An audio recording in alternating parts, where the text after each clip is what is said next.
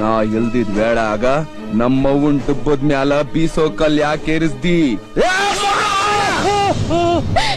ನನ್ ಮಾಂಗಲ್ಯ ಭಾಗ್ಯ ಉಳಿಸಣ್ಣ, ನನ್ ಮಾಂಗಲ್ಯ ಭಾಗ್ಯ ಉಳಿಸು. ಲೇ ಕುಲಕರ್ಣಿ, ನಿನ್ ಹೆಂಡತಿ ಪುಣ್ಯದಿಂದ ಇವತ್ ನೀ ಉಳ್ದಿದ್ದಿ.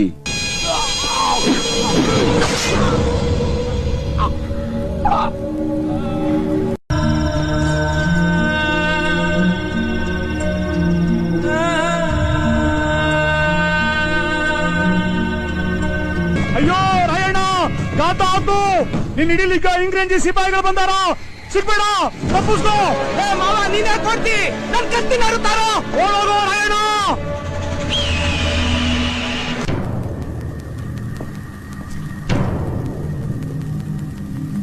ರಾಯಣ್ಣ, ಸತ್ಯವನ್ನೇ ಹೇಳಬೇಕು.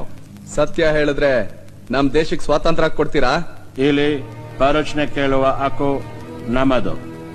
ಉತ್ತರ ಹೇಳುವ ಕರ್ತವ್ಯ ಅಪರಾಧಿ ಸ್ಥಾನದಲ್ಲಿರುವ ನಿನದು.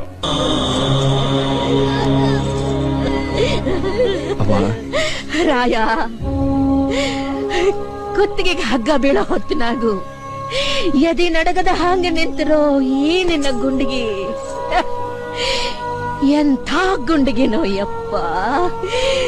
ನಿನ್ನಂತೋನ್ನ ಹ್ಯಾಂಗ ಗಲ್ಲಿಗೆ ಹಾಕುತ್ತಾರೋ, ಹ್ಯಾಂಗ ಗಲ್ಲಿಗೆ ಹಾಕುತ್ತಾರೋ ಯಪ್ಪ. ಕಿತ್ತೂರು ತಾಯಿ ಕತ್ತಿಚ್ಗಿದಂತ ನೀಚ್ ಮಂದಿಗ ನನ್ ಕೊಲ್ಲದೇನು ದೊಡ್ಡದಲ್ಲವ. ಅಯ್ಯೋ ಇಲ್ಲ ಯಪ್ಪ, ಇಲ್ಲ. ಫಕೀರನ ವೇಷದಲ್ಲಿದ್ದ ರಾಯಣ್ಣನ ಆಪ್ತ ಸ್ನೇಹಿತ ಬಿಚ್ಚುಗತ್ತಿ ಚೆನ್ಬಸ್ಸು ಆ ಸಮಾಧಿ ಮೇಲೆ ಆಲದ ಸಸಿ ನೆಟ್ಟು ನೀರಾಕಿ ಬೆಳೆಸಿ ಅಲ್ಲೇ ವಾಸಿಸುತ್ತ ಇಹಲೋಕ ತ್ಯಜಿಸಿದ. ಅಂದಿನ ಆಲದ ಸಸಿ ಇಂದು ಬೆಳೆದು ದೊಡ್ಡ ಹೆಮ್ಮರವಾಗಿ ನಿಂತಿದೆ.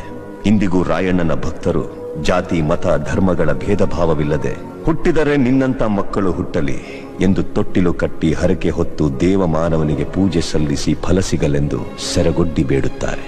ರಾಷ್ಟ್ರಪ್ರೇಮಿ ಸಂಗೊಳ್ಳಿ ರಾಯಣ್ಣ ಮರಣವಾದ ಸುಮಾರು 116 ವರ್ಷಗಳ ನಂತರ ರಾಯಣ್ಣನ ನುಡಿಯಂತೆ ನಟ್ಟ ನಡು ರಾತ್ರಿಯಲ್ಲಿ ದೇಶ ಬಿಟ್ಟು ಹೋಗುವ ಪ್ರಸಂಗ ಬ್ರಿಟಿಷರಿಗೆ ಬಂದೊದಗಿತು. ಅಚ್ಚರಿ ಏನೆಂದರೆ ರಾಯಣ್ಣನ ಹುಟ್ಟಿದ ದಿನವಾದ ಆಗಸ್ಟ್ 15ರಂದೇ ಭಾರತಕ್ಕೆ ಸ್ವಾತಂತ್ರ್ಯ ಬಂದಿತು.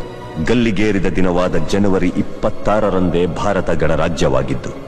ದೇಶಪ್ರೇಮ, ಸ್ವಾಮಿ ನಿಷ್ಠೆ, ತ್ಯಾಗ ಬಲಿದಾನಗಳ ಪ್ರತೀಕ ರಾಯಣ್ಣ, ಕ್ರಾಂತಿವೀರ ಸಂಗೊಳ್ಳಿ ರಾಯಣ್ಣ.